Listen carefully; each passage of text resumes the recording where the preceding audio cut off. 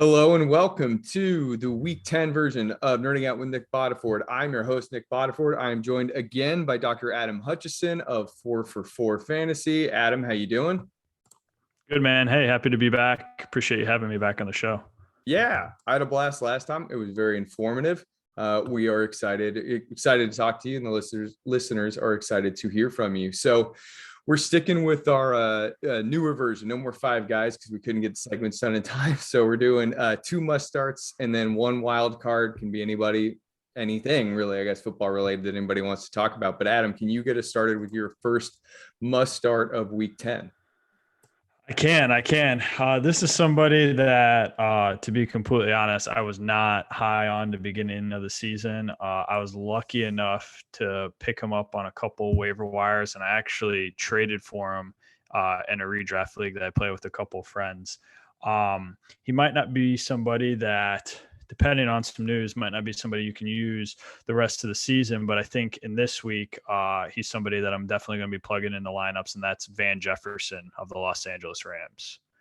We're still waiting on the Odell Beckham Jr. news. I know it was like up in the air if he's decided he's going to sign with the Rams or not. That kind of hurt me a little bit because I was really getting excited about Van Jefferson.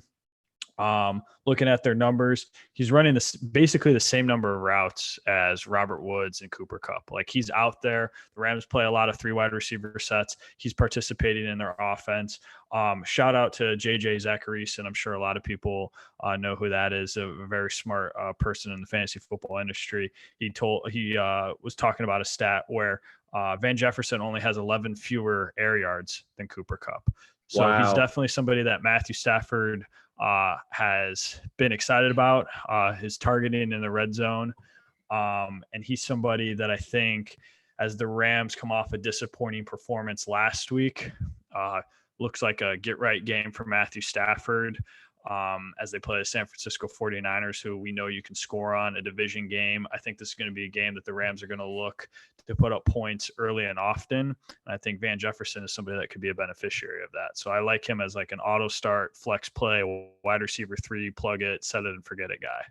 I really liked it. So Beckham, I think the news is confirmed at this point. Beckham has signed with the Rams, but it's going to be his first game. I mean, he'll have, an extra day to think about it, given that it's a Monday night game. But I kind of love this because I think in DFS especially, everyone basically just said, all right, Van Jefferson's like rest of his 2021 prospects at the very least have been kind of hurt by Beckham's signing. But this week, I mean, they're probably going to like ease him. Cleveland was easing him into the lineup. They're going to keep easing him in. Like, Van Jefferson may have his lowest roster percentage, on FanDuel or DraftKings that he's had all year.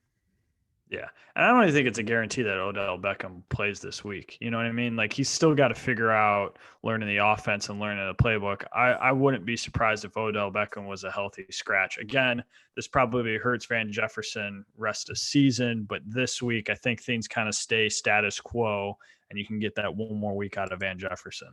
Yeah, no, I like this. I think that's great. Okay, so for my first must start, I want to go Naji Harris here. And that's who I had teed up, but he showed up with a foot injury on the practice report. I think he either suffered it today or yesterday, but he was a limited practice participant today. If he's good to go, then he's just going to tee off on Detroit. And I think I've got him as a running back 4, but I want to get your thoughts on this, Adam. Like, what can you hurt in your foot and then not be ruled out immediately? Like, what could be going on here? Yeah. You never like to see a late addition to the injury report. Sometimes you don't want to jump on top of these new news reports. I mean, it's never good when the guy pops up on an injury report, but it's not uncommon for these teams to give these guys some rest days kind of in the middle of the week. And somebody like a Naji Harris, who has been that bell cow running back for the Pittsburgh Steelers. We're going to have to wait and see a little bit if there's anything new tomorrow. If it was something major like a fracture or a Liz Frank, I think we would be hearing more at this point. But we kind of have to wait and see on those practice reports. But I wouldn't be, I guess my concern level on a scale of 0 to 10 is probably a 1, maybe a 2 on Najee. Awesome. Awesome. Okay, give us your second must start. Yep. My second must start, going into some injury things here as well. I'm going to put Mark Ingram in there for the New Orleans Saints running back, Mark Ingram.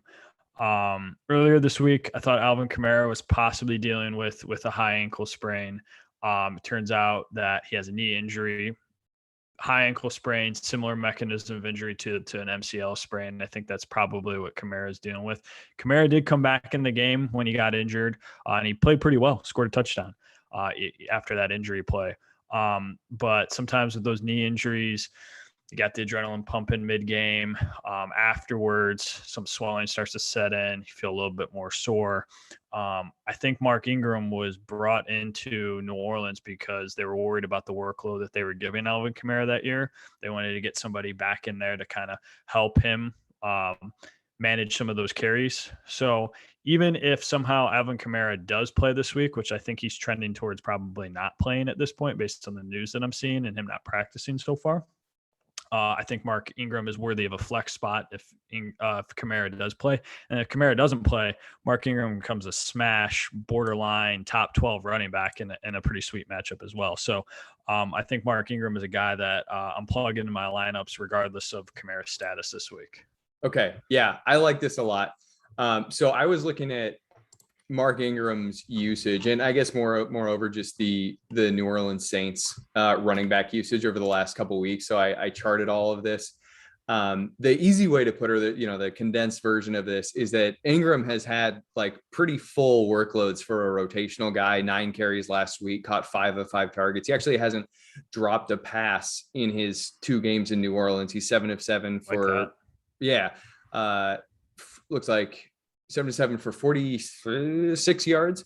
No touchdowns yet, but he's had a little bit of red zone rushing work too. I mean, not to Kamara's extent, but 15 carries over 2 games. I mean, they just rolled him back out there like he never left. So I moved him up preemptively to, let's see, I've got him as RB 16, and I was thinking, and that's I don't think that Kamara is going to play. I mean, maybe, but like you just said, he's got back-to-back DNPs.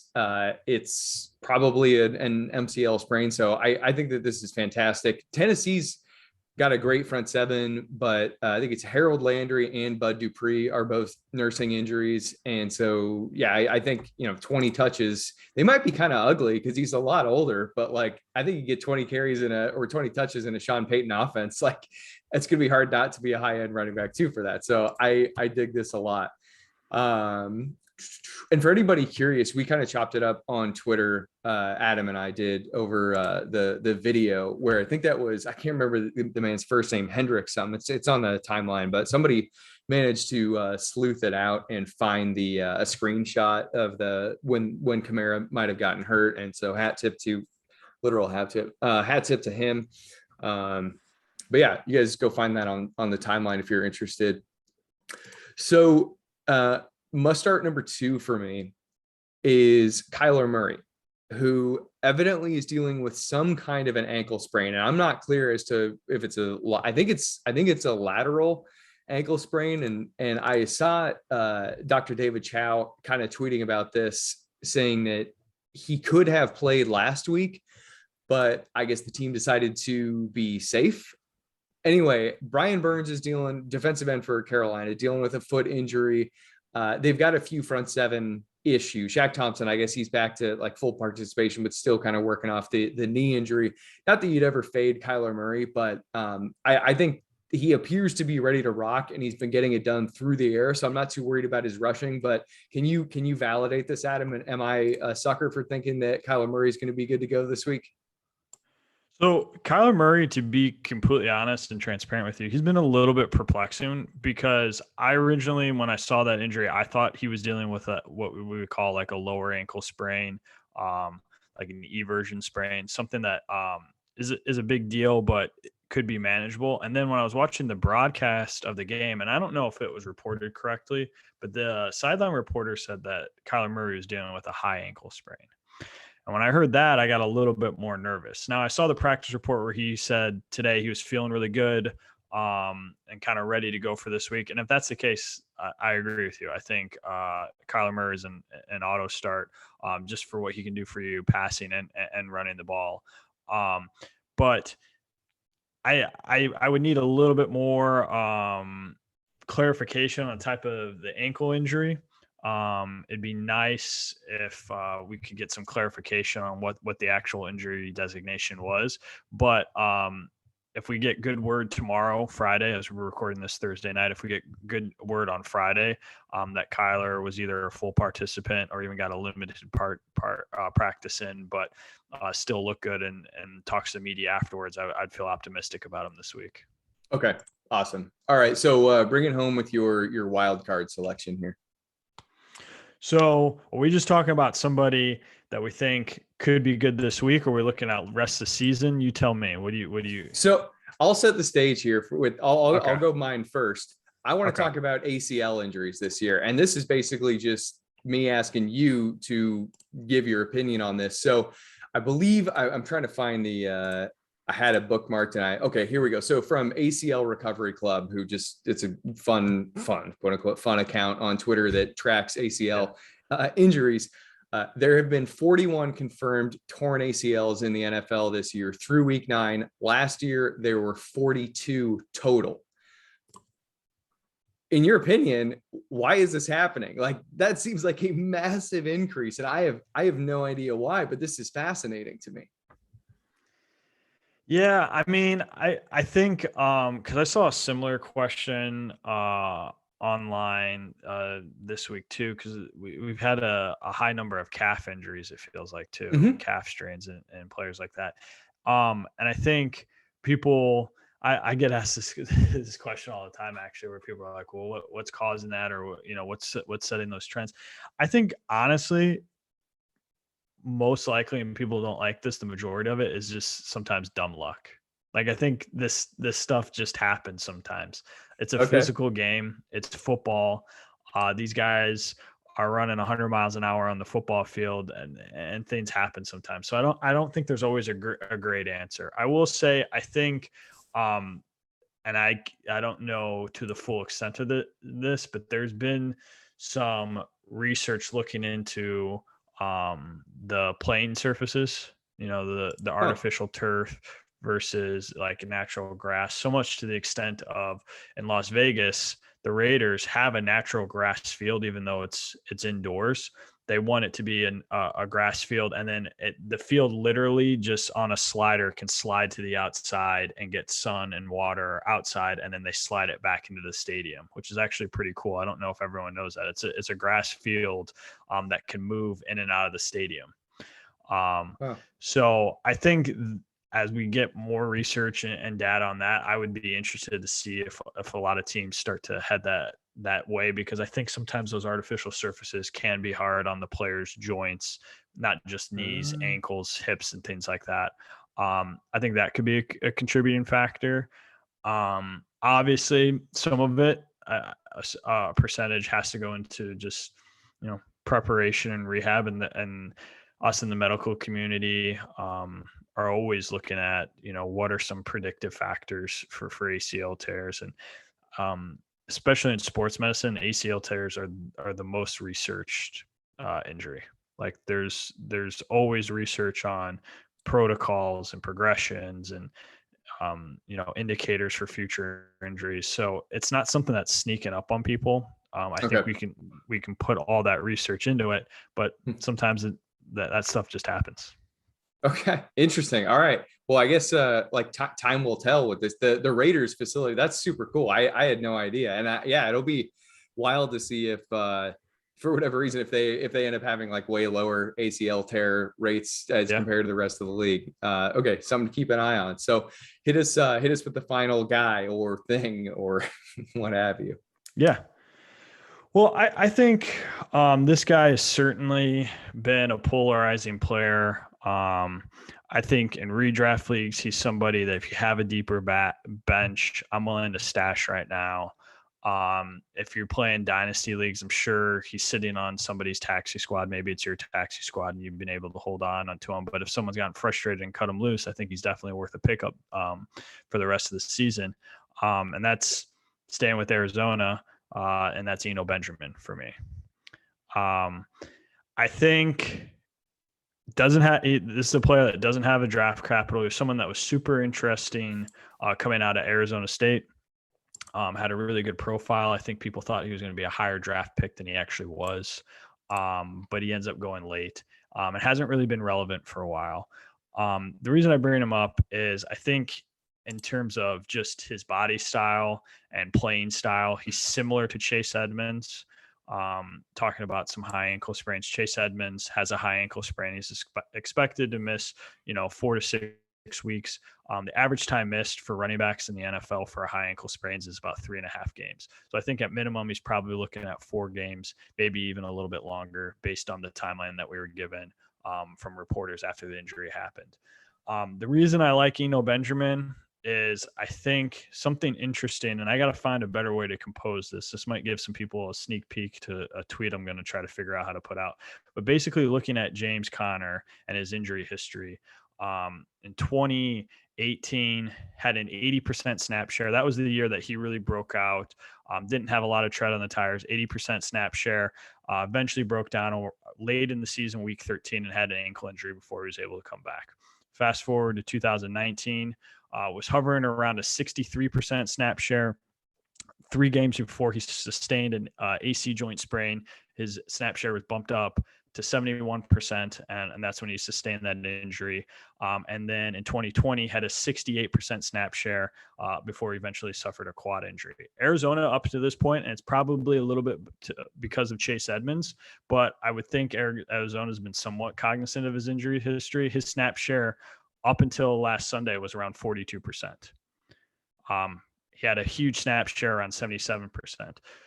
So I think there is some concern that if, at least over the next 3 games, you're looking at James Conner with a above 70% snap share. He has kind of demonstrated that over his career, that's been troublesome for him, especially as he starts to stack up some of those games. I think Eno Benjamin could be an interesting stash just for standalone value as he fills in that Chase Edmonds role, but potentially becoming that bell cow in Arizona if Conner is unable to go all season. Yeah, I think that's great, and I like the nod to, I think you mentioned dynasty leagues at the beginning of that too.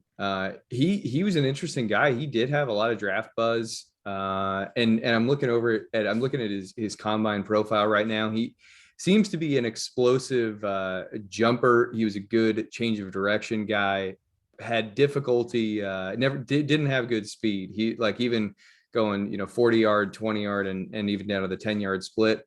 But if he just needs to cut on a dime and take off, then LaShawn McCoy, we watched him do that successfully for a very long time. So you don't necessarily need long speed.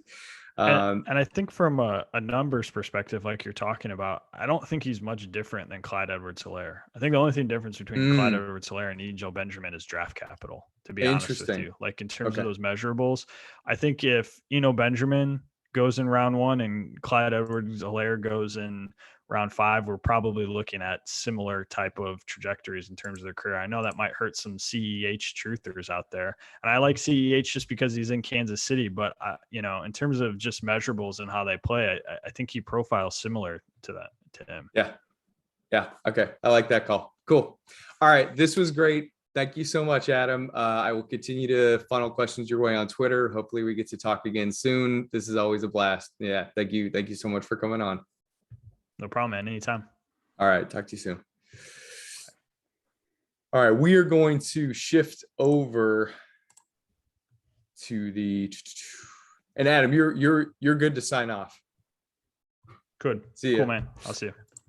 All right. Shifting over to the 10 a.m. slate, Sunday, 10 a.m. PST, Buffalo Bills at New York Jets. We got looking at any breaking news. I guess you guys aren't going to hear this until tomorrow morning anyway, but we're about 45 minutes away from Thursday night football kickoff. And you heard it here, I guess, late, but I still think Waddle and so Jacoby Brissett, he's starting, but I still think Waddle and Gesicki can just smash here. And I like Durham Smythe. Smythe's kind of getting it done in the red zone. I like those guys, especially in DFS. Anywho, Buffalo Bills at New York Jets. Over under for this one is 48 points. So it's one of the higher totaled games on the slate, which is kind of interesting given the Bills defense versus the Jets matchup. But yeah, so Josh Allen, last week the Bills were kind of derailed by offensive line injuries. Obviously, we had the Josh Allen on Josh Allen matchup thing go down. I'm not going to rehash that because everybody's been tearing that to death. What we need to monitor here is the offensive line health, specifically John Feliciano and Spencer Brown. I'm not sure what their status is this week. As you know, they can go DNP to LP, and then they'll be good to go. But they will be playing at less than 100%. What does that mean from the Jets' perspective? Are we going to have a repeat of last week? I don't think so, but the Jets' rotation in the front seven, Quinnen Williams, John Franklin Myers, Bryce Huff, they're good, but Huff was just placed on injured reserve. Now they're deep. They have a couple different contributors up there that are going to be able to cycle in. But another defensive injury that the Jets suffered last week was the loss of safety Marcus May. They were already down. He ruptured his Achilles, which is a huge bummer. But LaMarcus Joyner, he also starting strong safety for the Jets, tore his triceps earlier this year. So they're going to be down one front seven starter and both safeties. I think Josh Allen's going to be able to take advantage of that. So I'm sticking with Josh Allen as a high-end quarterback one. I just remembered. So rude of me. I didn't plug Adam's work there. So hit up Adam at the real Adam _H, or is it the real? I'm double checking live, everybody. Sorry about that. But I should have given Adam a chance to shout out his work. Everybody should go check it out. He's fantastic over at 4 for 4. At the real Adam _H. Dude is the man. And one thing that I very much appreciate about Adam is he gives answers. There are a lot of people who are very busy and understandably can't or don't make time to answer Twitter inquiries. But like I said, last night or 2 nights ago, I clipped a video of the Alvin Camaro injury. I sent it to Adam, just tweeted at him, and not only did he take the time to check it out and give me a quick response, he also put it on his own timeline and gave a little breakdown of his thoughts. He's a quality dude. He's a quality analyst. Everybody should be following him. All right, back to the Bills. So the first thing that we always have to look at here is in terms of the defensive matchup for the Bills is their opponent's coverage. So we already just broke down the injuries there, but the opponent's coverage is what dictates whether or not Cole Beasley is going to be a big factor in their offensive game planning. When it is zone coverage, they just funnel targets to Beasley. Last week we saw he caught 8 of 12 targets, I think 8 of 11 for only 33 yards. And I mean, when you get that kind of usage, like you hope that they can put them together better than 33 yards. But point is, when it's zone defense, Brian Dable and Sean McDermott just funnel passes to Cole Beasley. So that's what we saw last week. This week, it's a man defense. Jets go heavy on man defense in the secondary. So it's not going to be a Cole Beasley week this week. I mean, you can still start him probably as like a wide receiver 4, but don't expect. I think banking on more than 6 targets is foolhardy. In terms of Stephon Diggs, Josh Norris called this out really well on this week on the Underdog Football Show.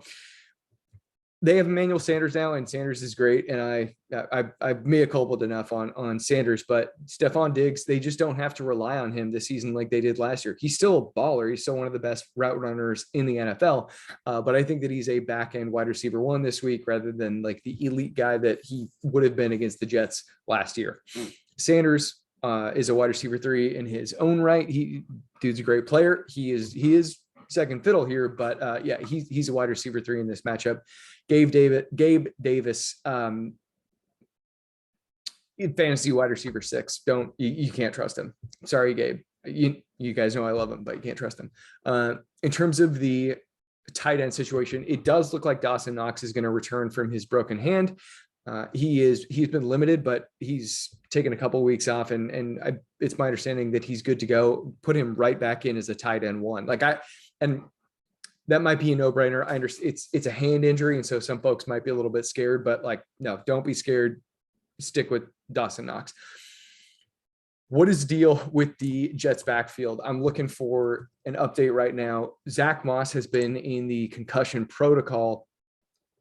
And today, so he was a DNP on Wednesday and a limited participant on Thursday. He could clear it. He could clear the protocol. And if he does, then he blows this whole thing up. But if he does not clear concussion protocol, then Devin Singletary is a top 15 running back this week. I've got him at number 15 right now. The reason being, we've talked about this before, the Jets defense is the single worst defense against pass catching running backs. They're allowing 8 running back receptions per week, most in the NFL, and 72.9, I think, RB receiving yards per week. That is also number 1 in the NFL. And I'm just double checking him. Oh no, I was too low. 76.9. I think 72 was last week. So 76.9 running back receiving yards per week. That's also number 1 in the league. And this link to it in the rundown, but I quote tweeted Dwayne McFarland, who pointed out that the Jets are averaging 27.8 running back carries allowed against them, which was 4th most in the NFL. So if Zack Moss is inactive, then Devin Singletary is going to friggin' eat. Make sure you start him. New York Jets, they're rolling with Mike White at quarterback this week. What we saw in week 8 when he was the starter was 90% of his yards, 70% of his yards came after the catch. His average intended air yards mark was 4.1 yards, and he finished with 405. I think it was like 69 and change came after the catch. That's not going to happen against the Buffalo Bills defense. They were playing the Bengals that week, but what we can take away here is the guy's going to get it to his guys, so to speak, and he's probably not going to do a whole lot else. So I'm keeping him as, I think I've got him as quarterback 20 in the rankings. Elijah Moore, Corey Davis. So Corey Davis is, I'm checking on his status right now, limited participant in practice, both Wednesday and Thursday. So it is looking like he's going to play. Very tough to start him in Tre'Davious White coverage, though. So I'm not going to be too optimistic on his prospects this week. I actually have Elijah Moore, I think, ranked a little bit ahead of him. I've got Elijah Moore as the wide receiver 25, and Corey Davis. Yeah, okay, I need to actually scoot him up quite a bit because I had him ranked as though he was not going to play. So he's a wide receiver too, but I don't think that this is a ceiling week, and I wouldn't be banking on that. What we saw with Elijah Moore is that his snap percentage jumped from 36% in week 8 up to 60% last week. He went 6 of 6 for 67 yards in week 8, and last week 7 of 8 for 84 and 2 touchdowns.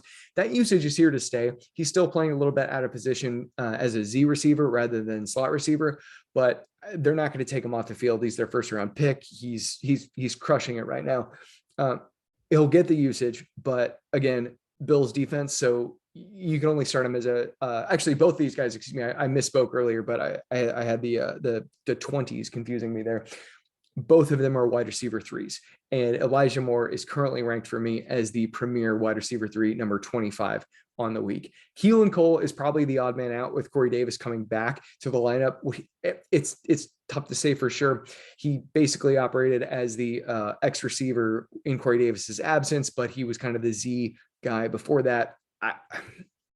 We don't yet know how Robert Saleh is going to roll these guys out, but I've got him as a fantasy wide receiver 5 because I believe that Elijah Moore is going to maintain his current role.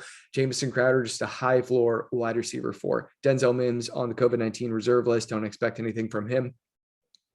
Tight end Ryan Griffin is a guy who you could look at if you're super desperate. I don't like him a lot because it's a tough matchup with the Bills secondary. But Tyler Kroft was placed on injured reserve due to a chest injury. So I think that Ryan Griffin can go like 4 catches, 40 yards for you if you need that in your lineup.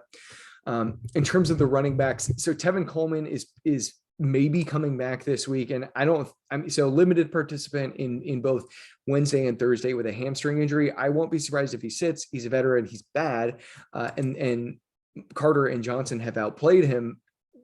Coaches like veterans though, and Salah obviously followed Tevin Coleman obviously followed Robert Salah from San Francisco to New York.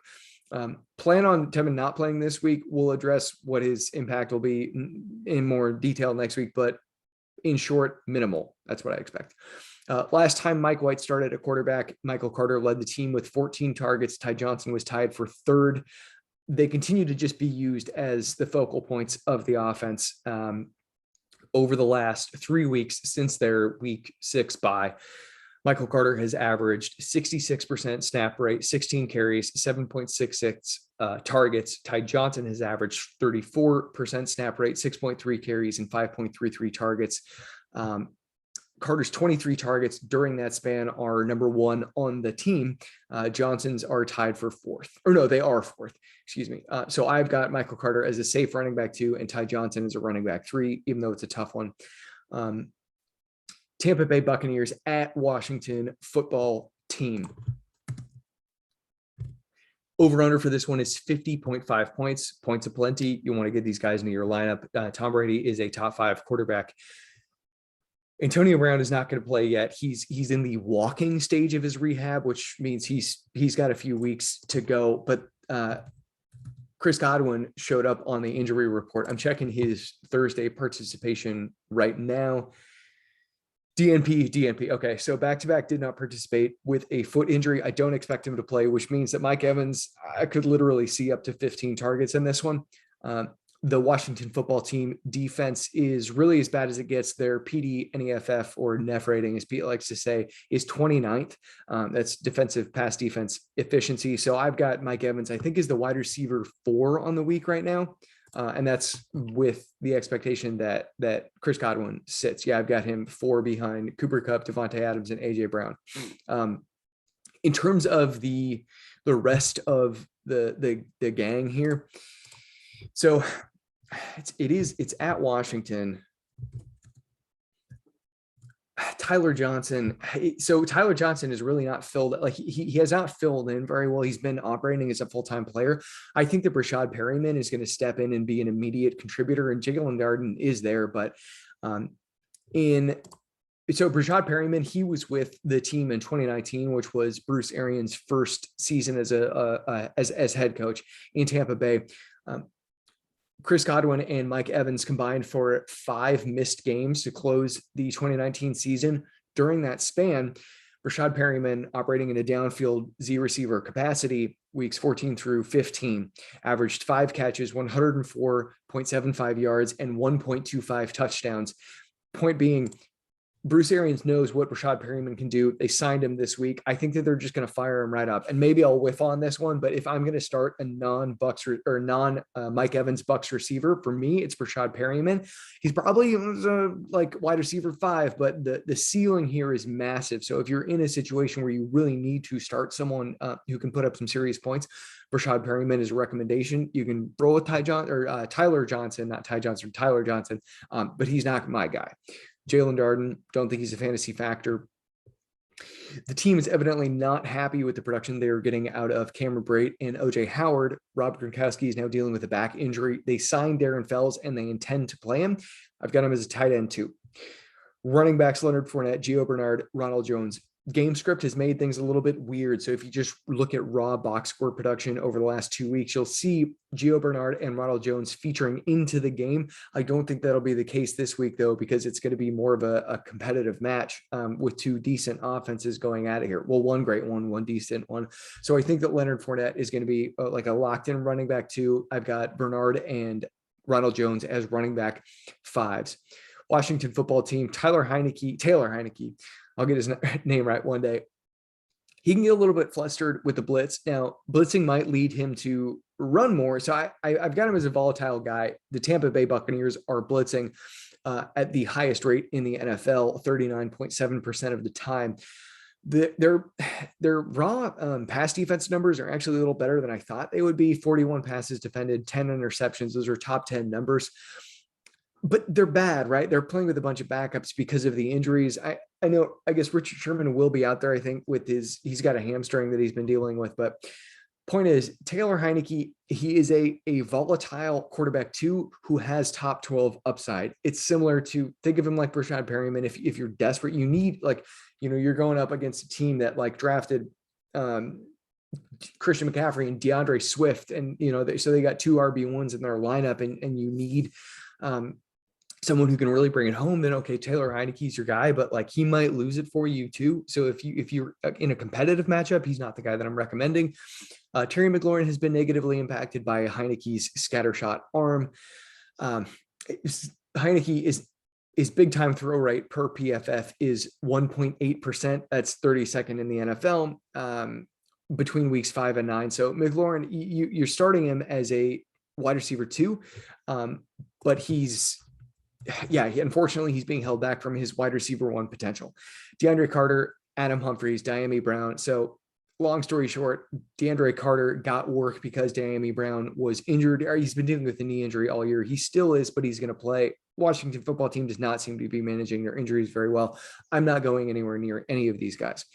Ricky Seals-Jones should be the tight end 1 in the Washington football team offensive. Again, I've got him as a high-end tight end 2.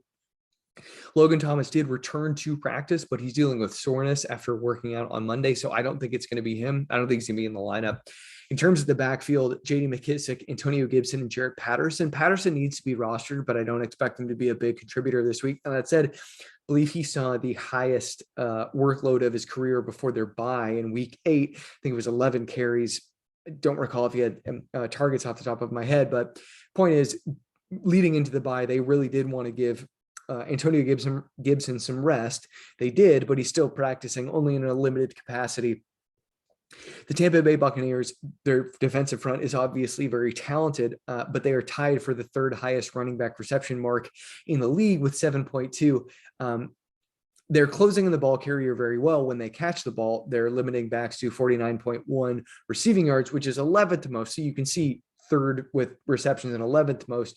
In terms of yards, like they're fast, they're good at getting after the guy, but I think that this still does kind of set up for a JD McKissic game more so than it does an Antonio Gibson game. So I'm ranking JD McKissic as a high-end running back 3 and Gibson as an RB4. Again, it's hard to run on this defensive front. Patterson is a running back 5. Oh, and their run defense, their RDNEFF rating is 3rd in the NFL. Sorry, noticing a typo in the rundown there notes, just changing it. So Atlanta Falcons at Dallas Cowboys, 51.5 over under for this one. Another points of plenty matchup. Matt Ryan has been playing fairly well. It's kind of funny. They've dropped their early down passing rate a little bit, but he's been kind of crushing it. He had a lull in week 8, but great games in week 7 and week 9, going over 300 passing yards. Dallas, the way that fantasy guys lose in this one is if both teams allow for run heavy game plans, but their offenses are good enough that I expect points to be put up here. Matt Ryan is aided by the fact that Dallas defensive end Randy Gregory is dealing with a multi-week calf injury that he suffered this week. I've got Ryan as a high-end quarterback too. Olamide Zaccheaus, Russell Gage, they've been good. They're not very good, but they put up some numbers. I'm not banking on them. I think they're barely in the top 50 at the position. Kyle Pitts usage, 47.9% slot rate, 15th among all tight ends, 33.1% out wide rate, which is 5th, 19.0% inline rate, which is not in the top 100. So that's cool because they're using him as a wide receiver. But it means that he doesn't actually get to line up against a lot of linebackers. From Scott Barrett, DFB on Twitter, Kyle Pitts has run 69 routes lined up against cornerbacks who are graded 69 or better in PFF coverage. That's as many as Deebo Samuel, Marquise Brown, and more than Chris Godwin, Odell Beckham Jr., Tyler Lockett, Travis Kelce, Darren Waller. It's a very hard situation for a young tight end to succeed in, but that kind of his usage is so fantastic, though, you can't fade him. So elite tight end 1 still, but it's easy to see why it's hard for him to produce some spiked weeks from time to time. Cordero Patterson, number 22 in the NFL among running backs in terms of touches, but he is 3rd in targets.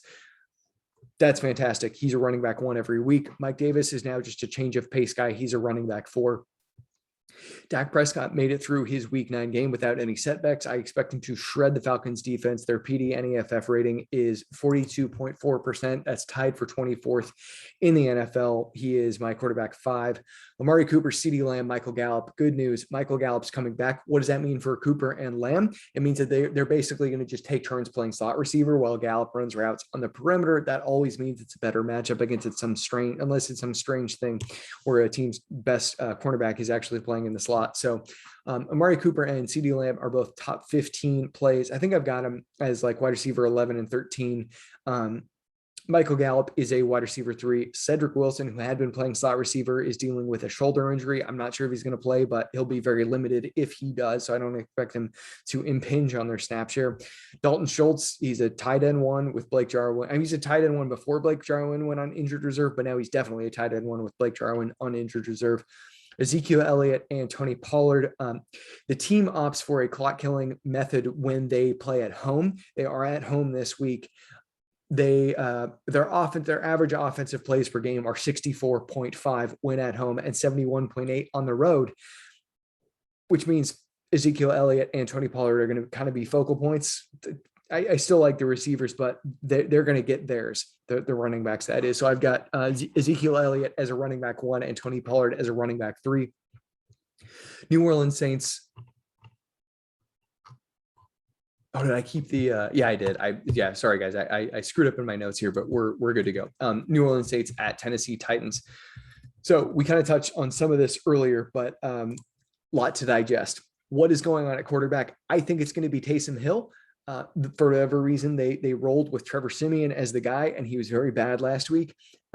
Don't start Trevor Siemian in redraft formats and see in like single quarterback leagues if Trevor Siemian is the starting guy. I think it'll be Taysom Hill, and I think it'll be a quarterback 1. The Tennessee Titans defense is lacking. Their front 7 is good, but outside of that, they're in some trouble.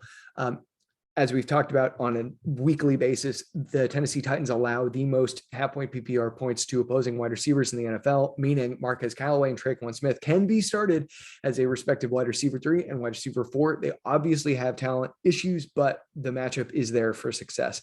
Deontay Harris and Kenny Stills. I don't like Kenny Stills in redraft. Deontay Harris, he brings some dynamism because of the fact that he's a top 15 return man in both kick returns and punt return yardage total. I think he's number 7 or 6 in kick returns.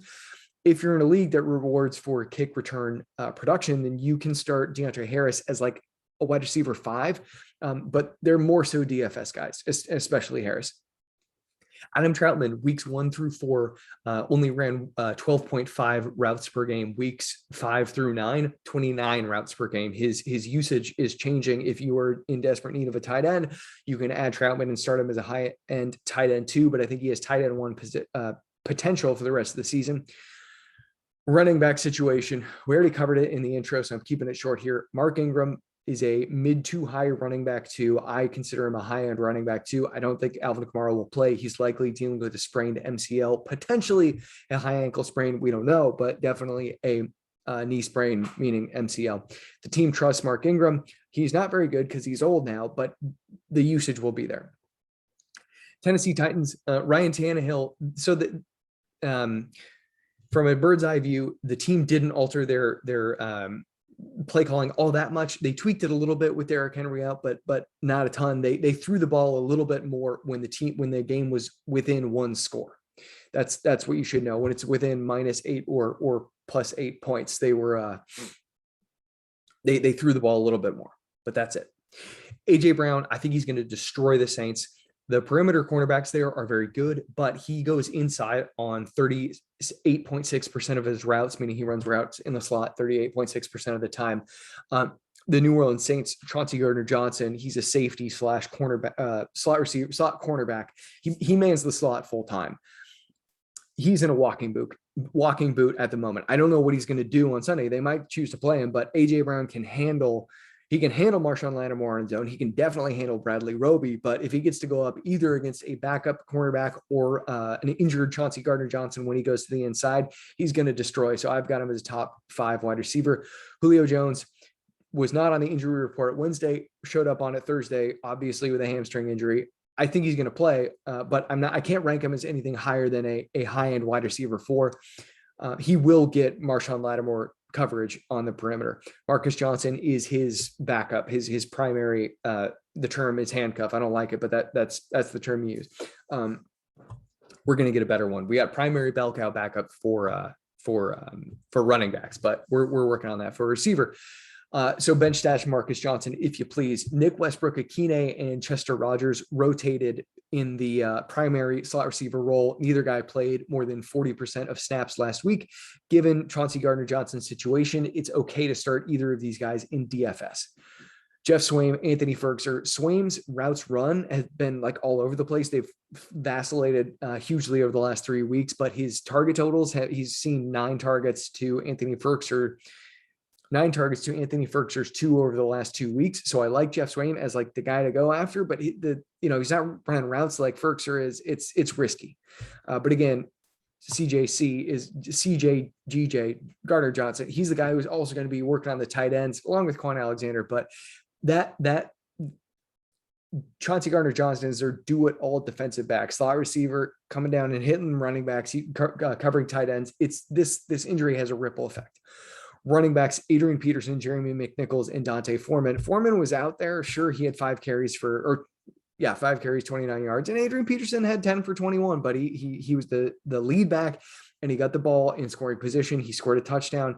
Jeremy McNichols is the clear-cut passing game guy, and he does get some rushing work on the side. So I like Adrian Peterson and McNichols more than Foreman. Foreman's, you know how I feel about guys who are coming off Achilles ruptures. I think it's impossible to play running back at a high level. So I'm not banging on Foreman.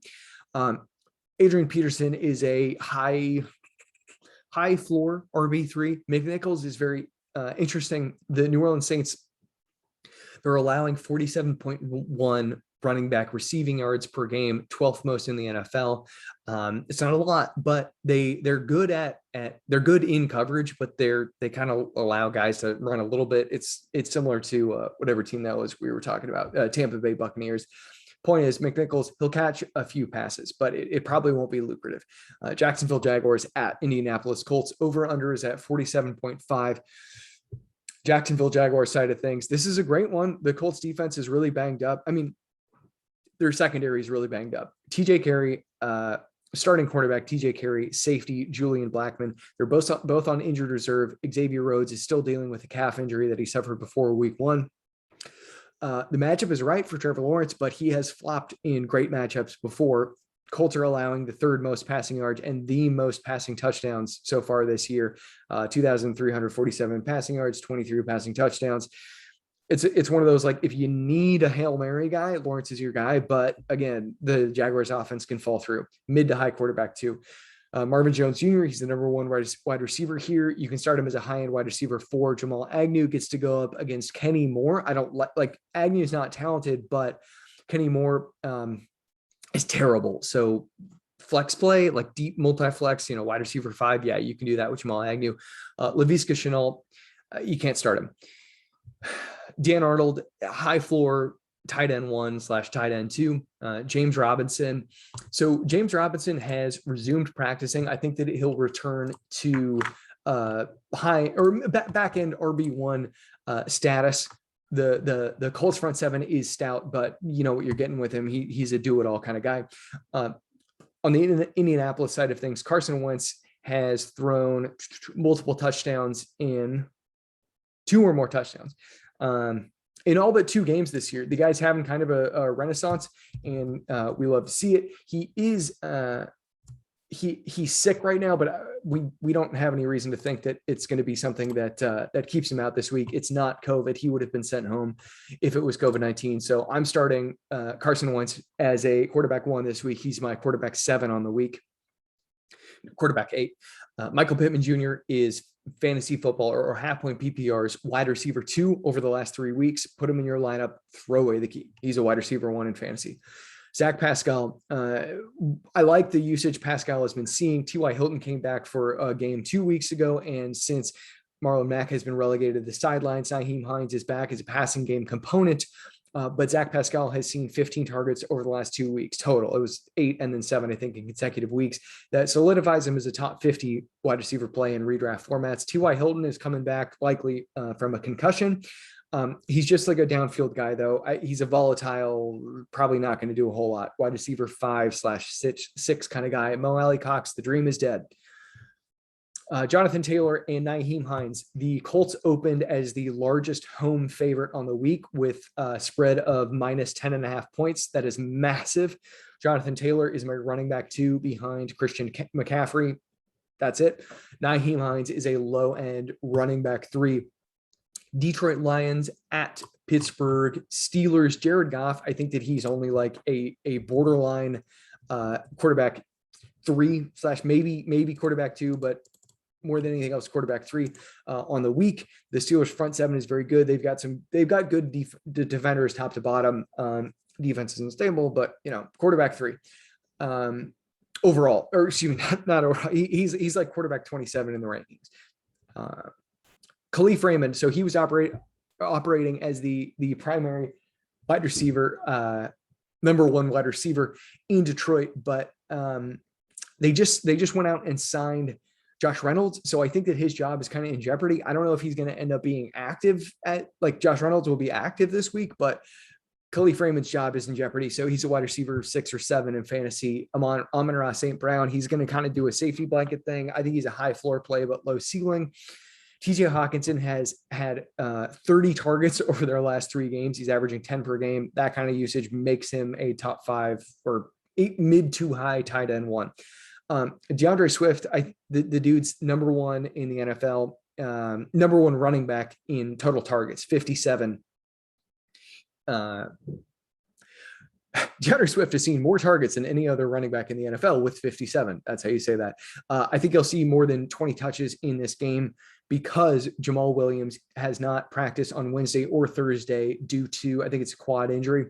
He's the focal point of the offense. Jamar Jefferson is, it is a quad injury for Jamal Williams. Jefferson, he converted a 6-yard touchdown last week. I think that's going to earn him some more trust with the coaching staff, but I don't think that he's going to get a big workload. So he's a mid-tier running back 4. Ben Roethlisberger might not play. In fact, I kind of think it's going to be Mason Rudolph. Roethlisberger revealed that they've just been lying on the injury report for a few weeks this week, and he actually has a shoulder injury too.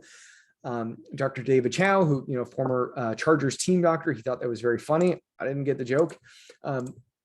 But anyway, Mason Rudolph is going to start. In my opinion, Mason Rudolph will start. If not, I consider them similarly.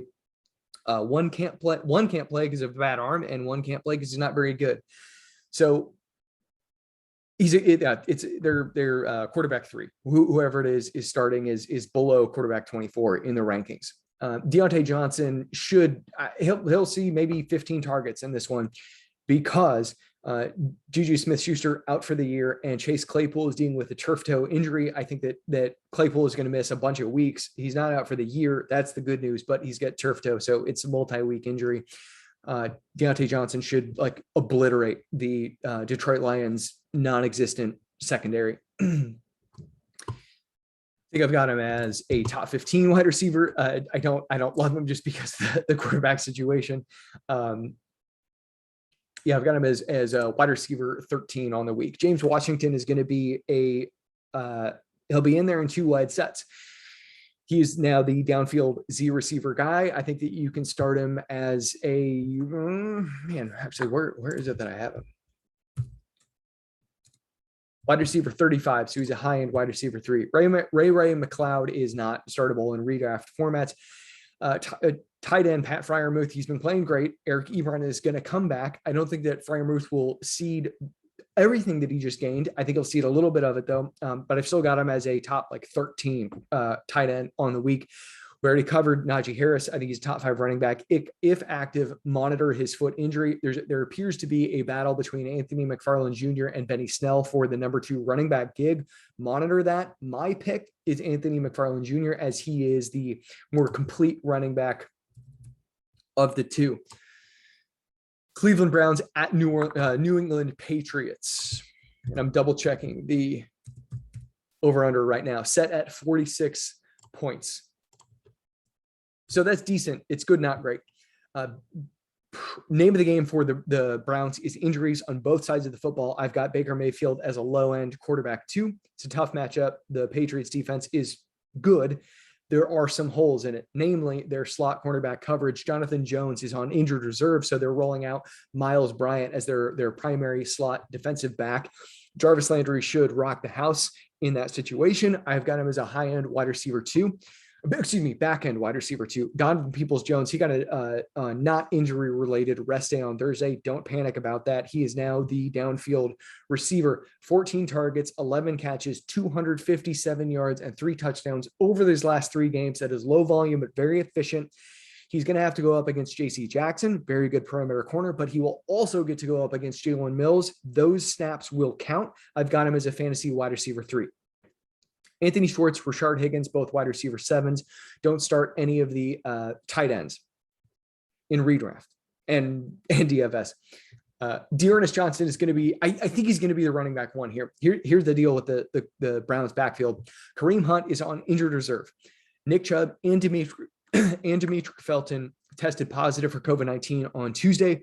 And number 5 running back John Kelly is also on the COVID-19 reserve list. I think he might not be vaccinated because he's been on there for a little while. That or he's just symptomatic. Nick Chubb is vaccinated though, so he can return with back-to-back negative PCR tests. Those take a total of 48 hours to process, one after the other. He can't produce them at the same time. Got to be one over 24-hour period and then another one.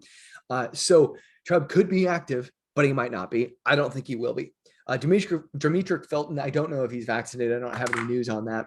But Dearness Johnson, last time he was the primary starter, Demetri Felton was active, and I think John Kelly was active too.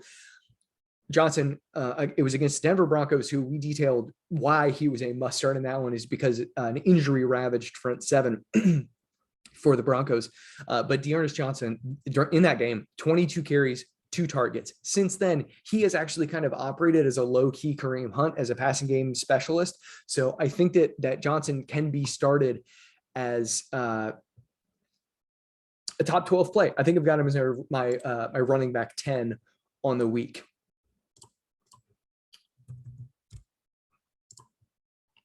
New England Patriots, Mac Jones. So here's the deal with the Browns defense. Myles Garrett popped up with a foot injury. Tack McKinley has a groin injury.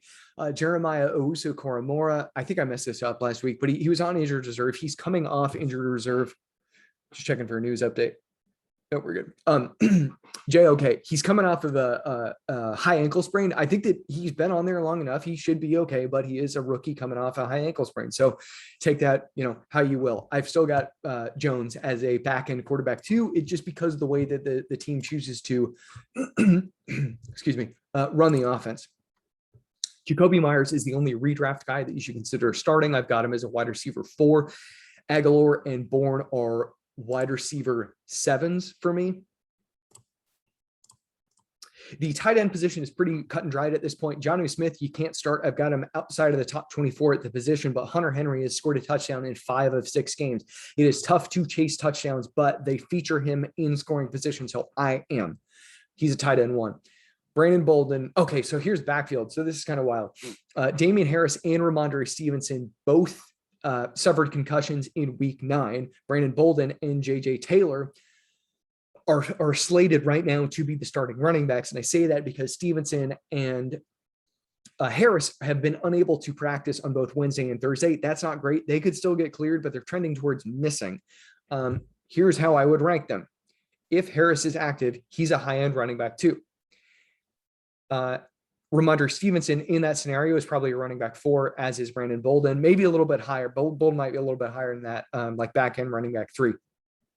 If it's Stevenson that's active and Harris is not active, Ramondre Stevenson is a high end running back 2, maybe mid to high running back 2, and Bolden is a running back 3. Taylor, probably not relevant. If both of them are inactive, Brandon Bolden and JJ Taylor are, I think that they're both running back 3s with Bolden ahead of JJ Taylor. Minnesota Vikings at Los Angeles Chargers. Over under currently set at 48.5 points. That's a pretty good over under, or excuse me, not currently. That's what it opened as, what Vegas opened as. Here's the deal. Early in the season, they were passing the ball a lot more on first and second down, and that's great because that's smart and that's what you're supposed to do if you're smart. But Mike Zimmer's solution to their problems has been to decrease their first half early down run rate to or pass rate to 44% or something appalling. So what that means is that Kirk Cousins, who's a good but limited quarterback, now has to throw against passing packages. And so that's, that's not a great way to schedule or scheme up your offense. So what do I think for Kirk Cousins? I think I've got him as a mid-tier quarterback too. Adam Thielen and Justin Jefferson, of receivers who have played 8 games or more this year, are both top 15 in NECC consistency ratings. Pete goes by neck. I think that's funny. But it's an awesome stat that our own Patty Cooper developed. And what it tells us is the standard deviation from a given player's typical scoring level. So the lower number, the better. They're both around. I think they have a standard deviation of 11 to 13% for these two guys. That's pretty good. Meaning they're, whatever that line is, they're only wiggling from it on a 10% plus or minus rate. That's my understanding of it anyway. But I'm not a math major. What does this mean? They're both wide receiver 2s. KJ Osborne and Tyler Conklin, wide receiver Osborne, tight end Conklin. Basically what the team's doing is, depending on the matchup, they're featuring one or the other. Tyler Conklin is the guy to roll with this week. The Los Angeles Chargers are allowing 12.9 half-point PPR points per game to opposing tight ends, 8th most in the NFL. I think he's a great streaming option. Some frightening allegations came out in regards to Dalvin Cook this week. I've listed a couple things there. The man that I trust in this one is Drew Davenport. He is a criminal lawyer, and he's very good at outlining what we should expect. That doesn't mean that he has insight to the case, but if you're curious to know what we might expect just in terms of how it's all going to play out, he's a great resource. Mina Kimes has also been on top of this, and I'm blanking. There's another gal, Rochelle, of ESPN, and I apologize for not having her name here. I will look this up. Rochelle Olson. Everybody go check out Rochelle Olson's coverage on the Dalvin Cook case. I think you'll find it informative and helpful. What do we have this week, though? He's going to play, and the Los Angeles Chargers are the worst run defense per RDNEFF consistency or efficiency rating. So firing up Dalvin Cook as a top 3 running back option. Alexander Mattison must be rostered in all formats. Los Angeles Chargers side of things, this one is if you're a DFS person, you want to fire up this group. So the Minnesota Vikings, I'm just reading this tweet from Ian Hartitz because it conveys it very, very well. Vikings cornerback ranks in PFF coverage grade this season. Patrick Peterson, who's on injured reserve, was 67th out of 128 possible corners. Cameron Dantzler, 84th. Bashad Breeland, 95th. Mackenzie Alexander, 114th out of 128. Who is it that Keenan Allen is going to be going up against? Mackenzie Alexander. So Justin Herbert, I have him as my quarterback 2 on the week behind only Lamar Jackson. Keenan Allen is a mid-tier wide receiver 1. Mike Williams, I understand the knee has been limiting him. I know he's not really on the injury reports, but it has been. They've scaled back his usage. This one is just a breeze. It's a walk in the park for him. I think he could run a few routes downfield, catch a couple 30-yard gains, and be done with his day. Hopefully one goes for a touchdown. I've got him as a high-end wide receiver 2. In terms of the other wide receivers here, Josh Palmer and Jalen Guyton have been duking it out for number 3 wide receiver duties for a few weeks now. And over the last 2 weeks, we've actually started to see the usage pendulum swing into Josh Palmer's favor. Neither guy was really getting all that much work, but Palmer has started to run more routes. He's on the field more. Now's the time to go at him. I've only got him as a wide receiver 6 for this one because he's still out there with Guyton, but I think it's time to have Palmer rostered. In terms of Jalen Guyton, not starting him there. What happened last week with the tight end position? Well, Brandon Staley, who is a very good head coach, identified as something we pointed out here against the Philadelphia Eagles. That team divests at linebacker and at and at safety. And so they got all three of their tight ends involved. Jared Cook, Steven Anderson, and Donald Parham combined for 11 targets, 11 catches, 126 yards, and 2 touchdowns. They went heavy in 12 personnel. This week is another week that's an exploitable matchup against against the Minnesota defensive back group. Here's what you want to look for. Harrison Smith, strong safety. He was on COVID-19 reserve list. He might play this week. He might not. We don't know. I don't think he's vaccinated. I don't know that for sure, but it's another one where if you need to roll the dice on a tight end, this is a good group to do that. And I very much recommend that someone from this bunch is fired up in DFS.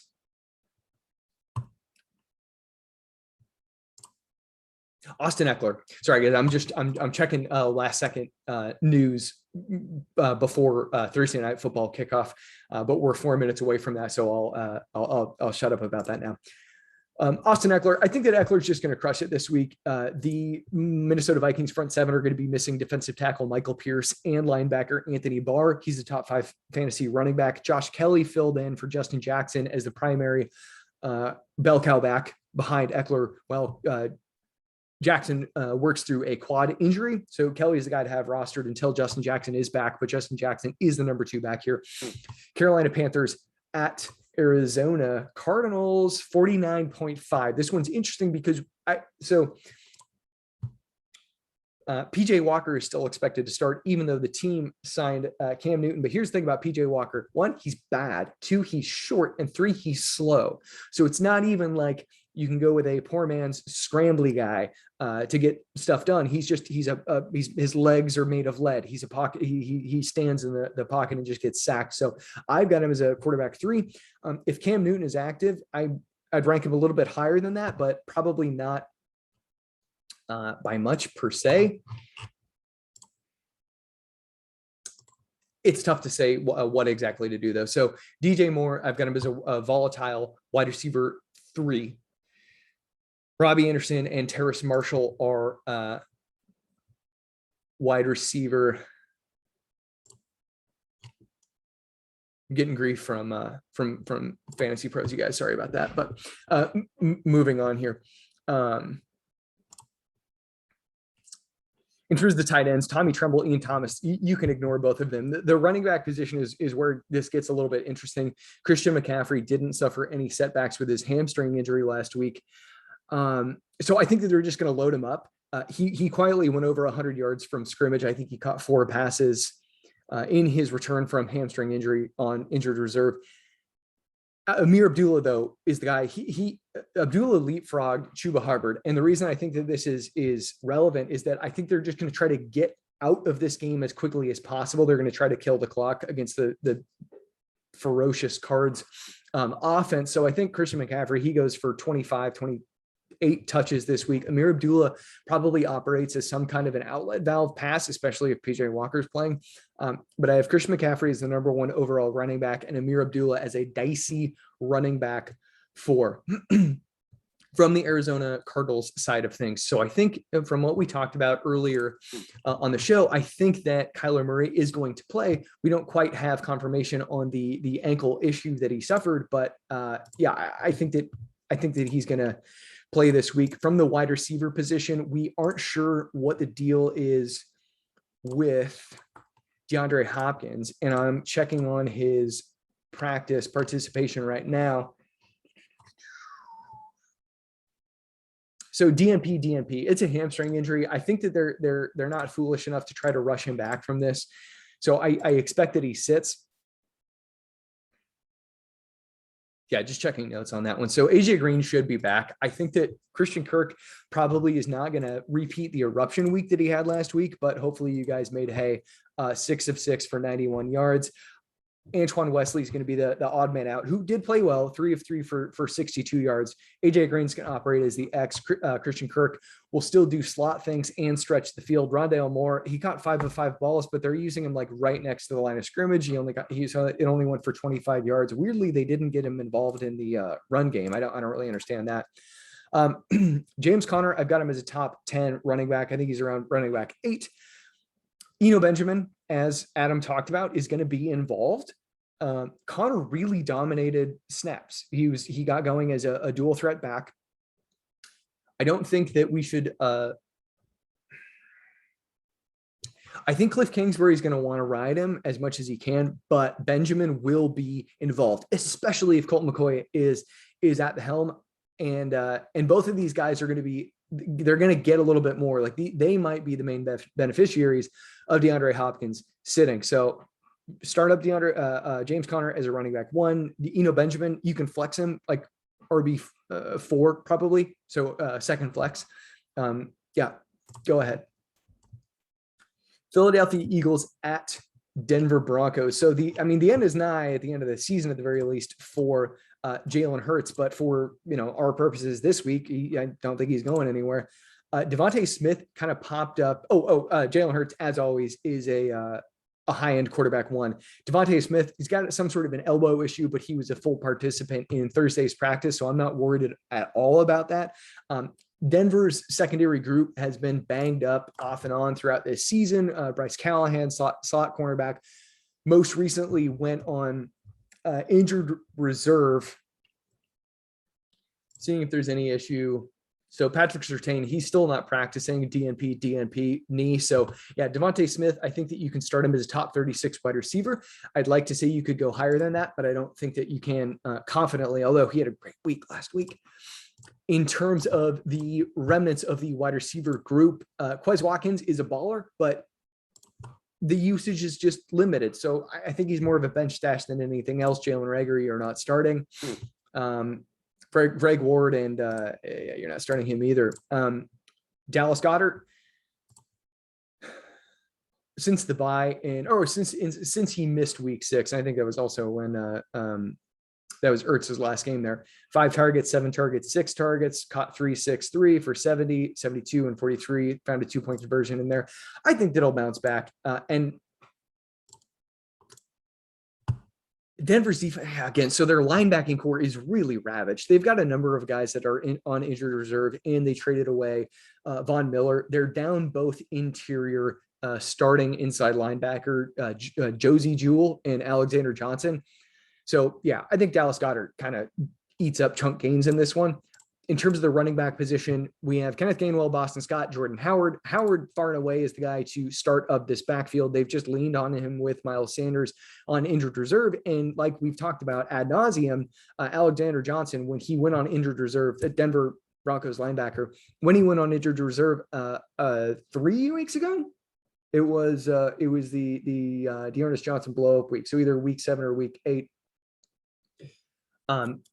He was the number 1 rated run defense linebacker. So Jordan Howard can go to town again here. Don't discount what he is, just because he's a fill-in and he's had a little bit of success like that. It's not going to be luck again. I think he's going to crush it again this week.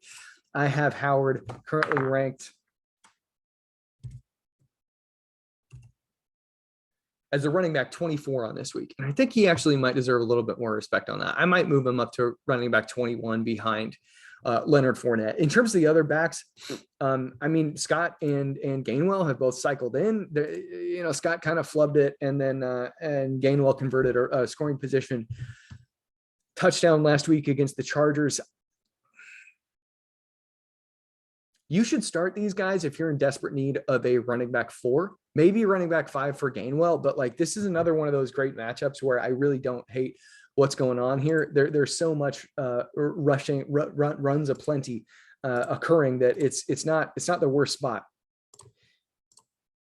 Yeah. Okay. It's in terms of the Denver football side of things. So Teddy Bridgewater, he got back on the horse last week against Dallas. I think that he can move the chains with his interior pass catchers against Philadelphia, who divest at linebacker and safety. As we talked about, they do have Darius Slay on the perimeter, but I think Teddy is a safe quarterback too. In terms of the wide receivers, Cortland Sutton, he's just going to have to deal with Slay coverage on the perimeter, and that really, really, really stinks. Tim Patrick, he got it done, but I think we've got an injury here that we need to go check out. So he's practicing on Wednesday after sitting out, practicing Thursday after sitting out Wednesday. He had a knee sprain. Don't love that. It might be MCL, might be meniscus. That's really the only kind of thing that he'd probably be practicing with. He's super efficient. Like the guy just doesn't really drop passes. I think he's a wide receiver 4. Cortland Sutton. See here, going back to the rankings for this one. But what's interesting with Jerry Jeudy is that he's going to be going up against an empty slot coverage unit, right? So Bryce Callahan was just placed on injured reserve. I don't know if Jerry Jeudy is going to out target Cortland Sutton per se, but I've got him ranked as a high end wide receiver 3 and Cortland Sutton as a back end wide receiver 3. In terms of Kendall Hinton, I mean, he caught a 40-yard ball last week, but that's it. Oh, and Sutton, good for you. You got the 2-point conversion. Is that right? And then he only had one catch for 9 yards. Yeah, it's freaking brutal. In terms of the tight end situation, Albert Okwuegbunam dealing with a knee injury, but he returned to practice on Thursday, and Noah Fant is coming off the COVID-19 reserve list. But given the fact that they're playing the Philadelphia Eagles, I think that you can start either of these guys as streaming plays. You're probably not streaming Noah Fant, but like we just talked about earlier with the Los Angeles Chargers boys, this is a team to start your tight ends against. Running back position, I'm trying to tell y'all, I hope you're friggin' listening. Melvin Gordon is not going anywhere. He's the lead back. Javonte Williams may end up like taking the lead back duties, but Melvin Gordon is not going to be relegated, not to the bench. Gordon took 21 carries for 80 yards, 1 touchdown, caught both passes for 15 receiving yards. Javonte Williams took 11 carries for 111 yards. I mean, like, he's great. He is great. He's a fantastic guy. And I think anyone in a keeper league or dynasty league should be super stoked about him. But yeah, Melvin Gordon is just not going anywhere. And I'm double checking their blocking stats. That's been an interesting thing to track. They've begun to trust Melvin Gordon more. Oh, and then it flipped back over to Javonte Williams. Blocking's not big for fantasy production, but it is relevant, Pete, when trying to communicate what the coaching staff thinks of these guys. Do they trust them? And they trust Melvin Gordon. So anyway, I've got both these dudes as running back 2s, but I have Melvin Gordon as the running back 19 and Javonte Williams as the running back 23. Moving on to Seattle Seahawks at Green Bay Packers. On the Seattle side of things, so supposedly this is going to be the week that Russell Wilson returns. If they're pulling a fast one, I'm not going to be surprised.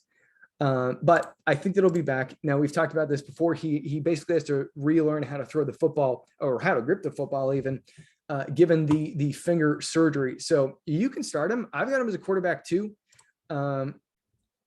Green Bay's defense is awful though, so he may be okay, but I've got him as like a mid to high quarterback 2.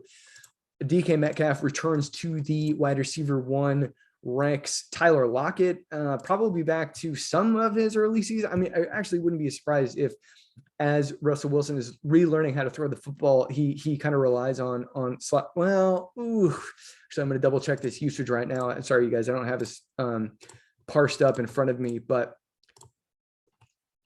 Tyler Lockett had begun to run a lot more of his routes on the perimeter while Freddie Swain was kind of getting the job done in the slot. And so I'm just checking slot rate right now. Yeah, Freddie Swain 65% over the last 2 games and Tyler Lockett at 54. Okay, so they could still check down. And I mean, they're on a mind meld connection, so maybe I'm overthinking that one. Tyler Lockett, wide receiver 4 in fantasy, maybe wide receiver 3. Yeah, maybe wide receiver 3. Freddie Swain, probably like wide receiver 5 or 6 for fantasy purposes. And then in terms of the tight end position, Everett, I think he's a fine tight end too, but you can't really trust him as anything other than that. And then Chris Carson he is due to return from injured reserve. They designated him that. We don't yet know if he's going to end up playing, but he did return to practice. And the Green Bay front 7 is really, really banged up. Like they're rolling out there with Whitney Merciless. So I think Carson can return quickly to a top 24 ranking, but I wouldn't be surprised if Alex Collins features in there in a rotational capacity. Green Bay Packers. It's my understanding that Aaron Rodgers should be good to go for this week. He was fined, for breaking COVID protocol, but it's only a small possibility that he's not going to play. He's a quarterback one. If active, Devontae Adams, you know who he is. He's the wide receiver 2 on the week behind Cooper Kupp. Then in terms of the rest of the wide receiver core, it's ugly as hell. But so is the Seattle Seahawks defense, and their slot coverage is really bad. So if you need a spot start, Randall Cobb can be had in DFS. You can start him as a wide receiver 4, maybe even as a wide receiver 3 in redraft. Someone named Juwan Winfrey evidently made some noise in the box score in week 8, but didn't do anything in week 9. I'm not high on ESB or Amari Rodgers or Allen. Is Allen Lazard going to be playing? He was on the COVID-19 reserve list. No, he wasn't. He came off of it last week, but he's not any good. He caught one ball for 20 yards. Lazard, I don't know. He's a wide receiver 6, you guys. In terms of the tight end position, what to expect in the post tight end, post Robert Tonyan world? Whole lot of nothing. Josiah DeGuara was the number 1 targeted tight end here. He caught 2 of 2 for 16. I'm not expecting a whole lot more than that. The Packers should be able to run the ball pretty freely with AJ Dillon and Aaron Jones. Of course, they're doing some weird stuff. AJ Dillon saw 4 targets last week. Aaron Jones only saw 2. I think that will, go back to Aaron Jones being the more passing centric guy, but they like AJ Dillon a lot. Like he's here to stay. And they have their matchup. The defensive line group in Seattle is decent, but the linebackers do leave some to be desired. Just checking the rankings here. Aaron Jones, running back 13, AJ Dillon, running back 29. I might bump AJ Dillon up a little bit there. I think that he's a borderline guy, borderline running back 2/3. Might even be more so a running back 2. Last game, Sunday Night Football, Kansas City Chiefs at Las Vegas Raiders, and their safe turf. Okay, so we have some injury stuff to get to with the Kansas City Chiefs backfield. What to expect when you're expecting Patrick Mahomes to be good? I guess you just have to expect him to be bad. It's very difficult, but I don't think that you can rank him ahead of quarterback 10. He's obviously had a lot of success playing the Raiders previously, but at this point, he has some mental things that he's got to work through. So I think it's even reasonable to rank him as a quarterback 2, but I'm ranking him around quarterback 10 this week. In terms of the rest of the wide receiver core, I mean, you're going back to Tyreek Hill. Tyreek Hill saw, I think it's 18 and then 11 targets over the last 2 weeks, 9, 12, 13, and so on before that. The dude's a wide receiver 1. They're going to get it together. Las Vegas does not have any corners that can hang with him. In terms of the remnants here, Josh Gordon continues to see a little bit more in terms of a snap share. Nope, not Jacksonville Jaguars. Kansas City.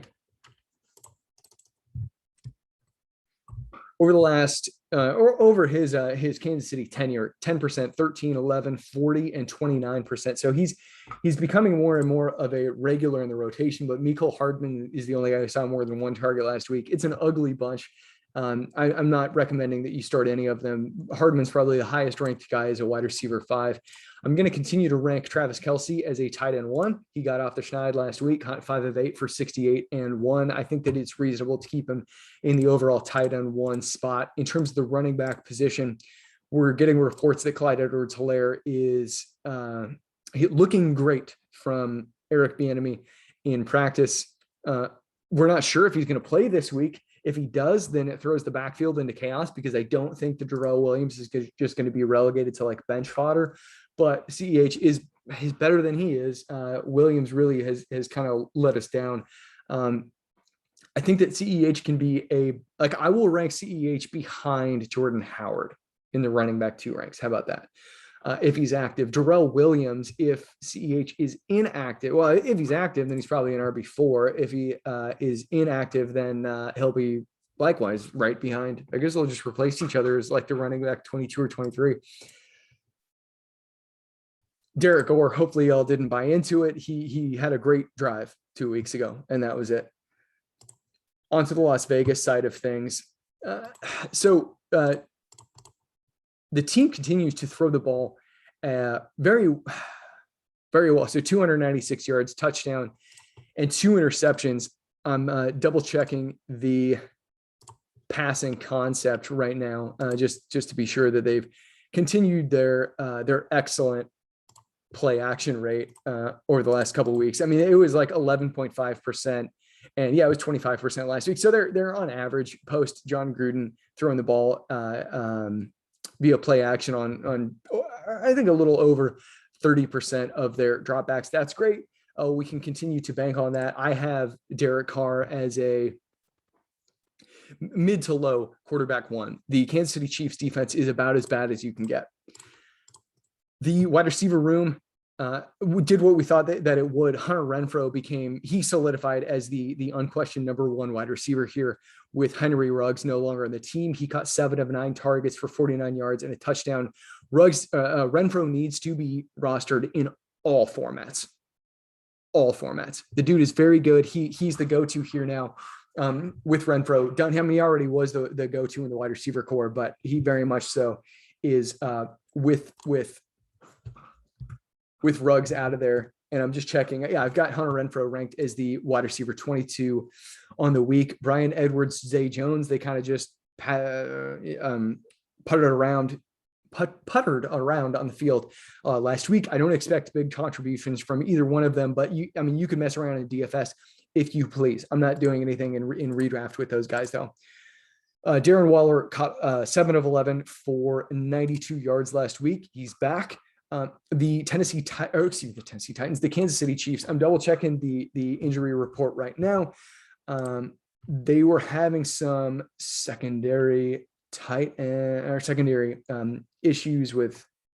He was a rotational safety, but it looks like I think that they're good to go right now. So anyway, you're starting Darren Waller as a high end tight end 1. Foster Moreau is only relevant when he is out. Then in terms of the running back position, Josh Jacobs, he had 1 week where he got some passing game usage, and that's gone now.